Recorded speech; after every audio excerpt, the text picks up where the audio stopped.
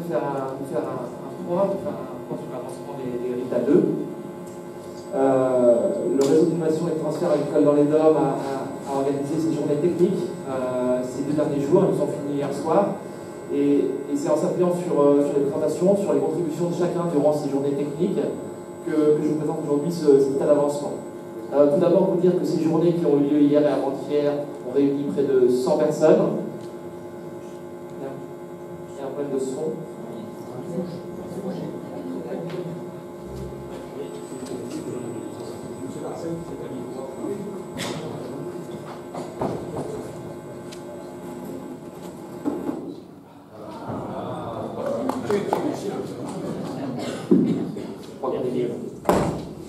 Donc, durant ce journée technique, il y avait à peu près 100 personnes des 5 DOM, 100 professionnels, des conseillers, des chercheurs, des enseignants qui sont venus donc des 5 DOM, de la métropole, mais également 2 délégations, l'une de Polynésie française et une de Wallis-et-Futuna, qui nous ont rejoints durant ces travaux. Alors, sur la base des conclusions de cette journée, je vous propose de faire un bilan des RITA 2 en 3 points. Tout d'abord, l'évolution du réseau. Quelle évolution en 2015? Il y avait un séminaire l'année dernière. Comment a évolué le réseau durant cette année? Un point sur les projets d'innovation qui sont mis en place dans les différents territoires. Et un point sur les échanges qui se réalisent au niveau inter-DOM, les transferts qui se réalisent entre les différents territoires. Alors, avant de rentrer dans ce bilan, juste pour compléter ce que disait Alain Joly, l'année 2015, c'est surtout une phase de transition. Une phase de transition entre un modèle RITA 1, qui était un modèle principalement financé par le fonds SIAM, comme l'a rappelé Alain Joly, vers un basculement sur un nouveau modèle du financement collectivité, État, Union européenne. Et il est clair qu'on va voir durant cette présentation que c'est cette transition de modèle qui est à la fois un atout, mais à la fois a créé quelques complications en 2015. Et sur ces points-là que je reviendrai également. Alors, tout d'abord, l'évolution du réseau en 2015, la transition fut à certains égards compliquée d'un point de vue budgétaire et financier pour les acteurs, mais on a pu bénéficier d'un appui des DAF, de l'ODEADOR pour pouvoir continuer certains projets sur le terrain, dans les territoires, et surtout, les acteurs se sont mobilisés pour préparer les projets d'innovation à travers quelque chose qui est cher au concept d'HERITA, c'est-à-dire l'évaluation des besoins des professionnels pour pouvoir construire les projets à partir des besoins et avec les professionnels.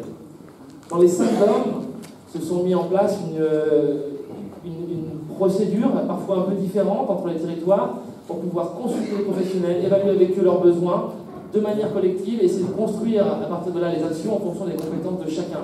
Pour vous donner un petit peu l'ampleur du travail qui a été mené, on a mentionné dans les journées pour la Guadeloupe, pour le seul secteur élevage, 10 consultations professionnelles pour pouvoir développer l'analyse des besoins et développer les projets qui en découlent. Donc, tout ce travail-là a été mené en 2015, on va rentrer quelques éléments tout à l'heure sur ces besoins et ces projets. Parallèlement à ça, la mécanique financière s'est mise un petit peu en place, la mécanique d'appel à projet, pour pouvoir trouver les moyens de financer les projets qui avaient été construits durant l'année 2015. À ce jour où en sommes-nous, Mayotte et La Réunion ont ouvert leur appel à projet, les projets sont opérationnels et commencent dans les territoires. Et il y a de bons espoirs que dans quelques semaines, voire quelques jours, voire de manière imminente, je crois savoir, s'ouvrent ces appels à projets en Guadeloupe, en Martinique et en Guyane. Les projets du RITA 2. Il serait trop long de les lister de manière exhaustive, donc de façon transversale. Tout d'abord, vous dire que les projets du RITA 2 couvriront plus de filières que les projets du RITA 1.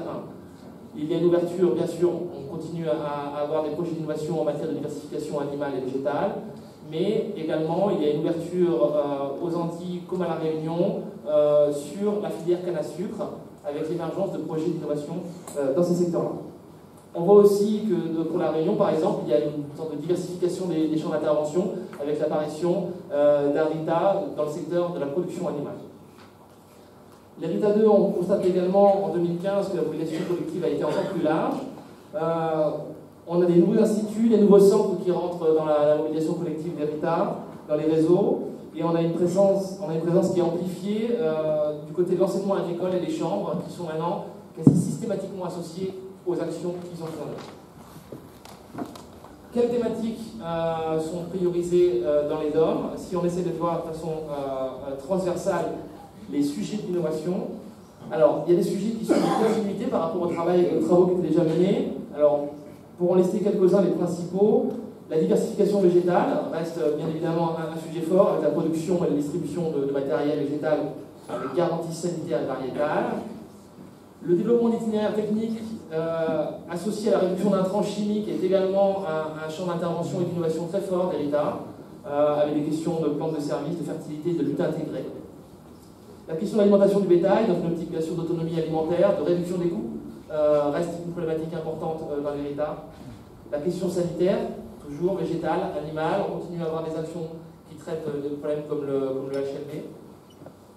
La question des ressources génétiques animales et leur amélioration de la reproduction. Et enfin, une question présente dans le texte aussi, l'agriculture, qui continue, qui était présente dans les projets d'innovation de l'État, et qui continue à être un sujet évoqué par les professionnels, qui évoquent des thématiques qui sont porteuses en termes d'innovation. Ensuite, il y a des nouveaux sujets qui émergent. L'évaluation des besoins a fait apparaître des nouvelles tendances en interdom. La première, c'est qu'il y a d'autres problématiques sanitaires à prendre en considération. Certaines préexistaient, mais elles n'étaient pas couvertes. Il y a des projets qui vont se lancer sur les questions de salmonelle à La Réunion, par exemple, sur les questions de l'éthique, les mouches des fruits. Bon, il y a plusieurs projets qui vont se lancer sur ces sujets-là. On note vraiment un renforcement des demandes sur les systèmes agroécologiques. Il y a des besoins dans ces secteurs-là. Donc il y a beaucoup de projets du RITA 2 qui se concentreront sur ces sujets-là, avec par exemple, ça a été évoqué durant des journées techniques, des questions sur les systèmes agroforestiers par exemple. Et puis enfin, on note une demande forte vers une tendance forte de besoin vers l'agrotransformation, vers les signes de la qualité. Donc on a une sorte de déplacement aussi de l'intérêt vers quelque chose qui est plus proche du consommateur, et les projets d'innovation sur ces éléments-là sont en cours de proposition dans le RITA 2. Donc voici un petit peu pour les tendances sur les thèmes des différents projets du RITA 2. Maintenant, que se passe-t-il au niveau des échanges entre les territoires? Bien sûr, tous ces projets-là seront mis en place dans chaque territoire, dans les différentes thématiques qui ont été mentionnées. Le rôle du RITA, c'est également de coordonner les échanges entre ces différents territoires. Alors, grâce au travail d'animation nationale qui est mené par l'ACTA et le CIRAD, on a un système qui est mis en place, qui sera présenté un petit peu plus précisément après, qui s'appelle les groupes de travail. C'est-à-dire quand les professionnels ou d'autres acteurs du RITA estiment qu'il y a matière ou nécessité d'échanger sur un sujet d'innovation entre territoires, se met en place un groupe dans lequel les membres sont volontaires, qui est animé au niveau central, pour pouvoir faire du transfert. À ce stade, 4 groupes ont travaillé en 2015, ont été opérationnels. Il y a eu un groupe de l'agriculture, dans les DOM, qui a fait un véritable panorama de l'agriculture domienne, le premier peut-être, et envisage de faire des propositions pour un plan de développement de l'agriculture durable dans les DOM. Il y a un groupe sur les matières végétales qui est en train de développer un livret de réglementation et des référentiels de production qui seront partagés auprès des professionnels. On a un groupe sur les plantes de service qui travaille sur un guide fonctionnel interne, encore une fois pour les professionnels.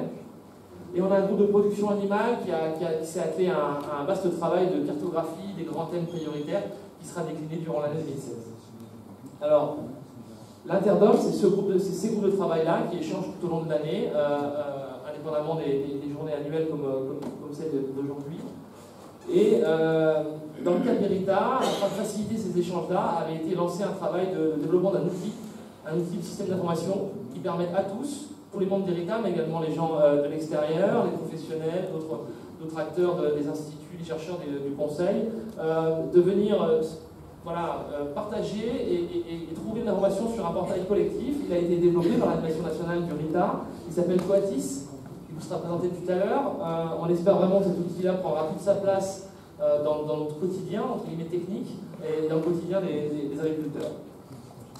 Alors, pour conclure sur ce point d'étape, et résumer en gros l'évolution du RITA et l'entrée dans le RITA 2 l'année 2015 sont marquées par vraiment une finalisation d'analyse des besoins des professionnels qui a été menée pendant 1 an, des réseaux qui s'agrandissent, qui ont un petit peu, il faut le dire, souffert des changements de modèle de financement, mais on espère pouvoir aboutir rapidement sur cette question-là, des projets qui s'amplifient avec des nouvelles filières, des nouveaux acteurs. Et puis une dynamique forte, une demande forte d'échange entre DOM qui est apparue aussi pendant les journées. Il y a 4 groupes là, plusieurs autres groupes ont été proposés, vont être créés, et ce qui vraiment marque cette volonté d'échanger, de transfert.